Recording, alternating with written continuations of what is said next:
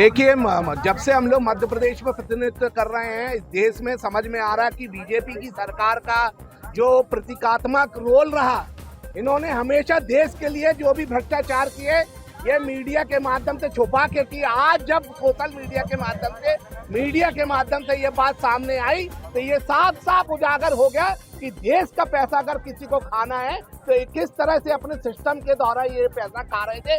आप देखिए, जहाँ भी भ्रष्टाचार होता था, कुछ भी काला पीला होता तो ये ढकने की कोशिश करते थे, परंतु बैंक के माध्यम से, बैंक हमारा जो प्रतिनिधित्व करता, लोकतंत्र में सबसे बड़ा अगर जनता का कोई नेतृत्व करता तो बैंक करता। बैंक के माध्यम से अगर इतनी बड़ी जानकारी आई है तो निश्चित तौर पर न जाने अनजाने कितनी कंपनियां होंगी जिनके माध्यम से इन्होंने चंदा उगाही की है और अपना प्रतिनिधित्व किया कि देश को संचालित कर रहे थे। अभी तक लोगों की, जनता के पैसे से प्रतिनिधित्व कर रहे थे।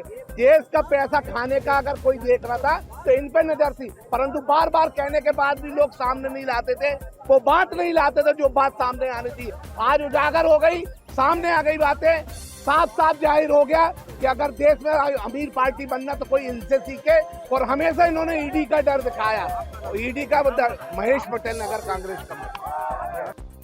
आज हम सभी युवक कांग्रेस पार्षद दल द्वारा मालवीय चौक में जो केंद्र की सरकार और भारतीय जनता पार्टी जो वर्तमान में देश में पिछले 9 सालों से सत्ता में है, हमेशा कांग्रेस पार्टी आरोप लगाती रही है कि भाजपा ईडी और सीबीआई का इस्तेमाल लोगों को डराने धमकाने में करती है और उसके कारण वो चंदा वसूली करती है, लोगों से सीधी उगाही करती है पैसे की।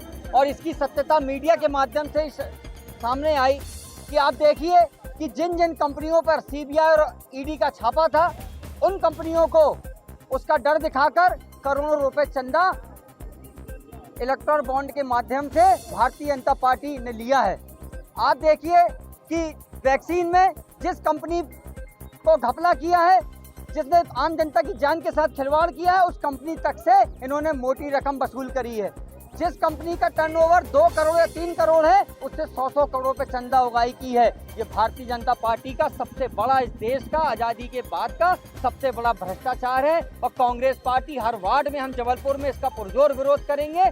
नुक्कड़ सभा के माध्यम से आज हमारे साथियों ने यहाँ पर मालवीय चौक में केंद्र की भाजपा सरकार के खिलाफ प्रदर्शन किया है। और ये भ्रष्टाचार नहीं, आम जनता की खून पसीने की कमाई है जो मोदी, शाह, नड्डा, भारतीय जनता पार्टी के पूरे नेता ले रहे हैं और हम किसी कीमत पर इसे बर्दाश्त नहीं करेंगे। आज हमारा ये प्रदर्शन था। आने वाले समय में कांग्रेस पार्टी और पूरा कांग्रेस पार्षद दल हर वार्ड में भारतीय जनता पार्टी का कृत उजागर करेगा और इसका हम पुरजोर विरोध करेंगे।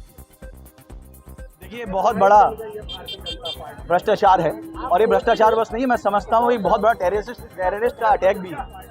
आप किससे फंडिंग ले रहे हैं, कोई पारदर्शिता नहीं है। बहुत सारे सवाल मेरे मन में हैं, लेकिन एक जो सवाल मैं बताना चाहूँगा, सीरम कंपनी जिनने हमको रेमडेसिविर इंजेक्शन दिए थे कोरोना के समय में, जिनने 25 से 30 हज़ार रुपये तक के एक डोज बेचे हैं, आप समझिए, जिसके लिए मौत से जिसने हम लोग जनता के सामने, मौत के सामने पैसों को तौला है, जिसका भगवान ही पैसा था। ऐसी क्या दोस्ती उनकी, ऐसी क्या रातेदारी कि उसने भाजपा सरकार को 52 करोड़ रुपए चंदा दिया।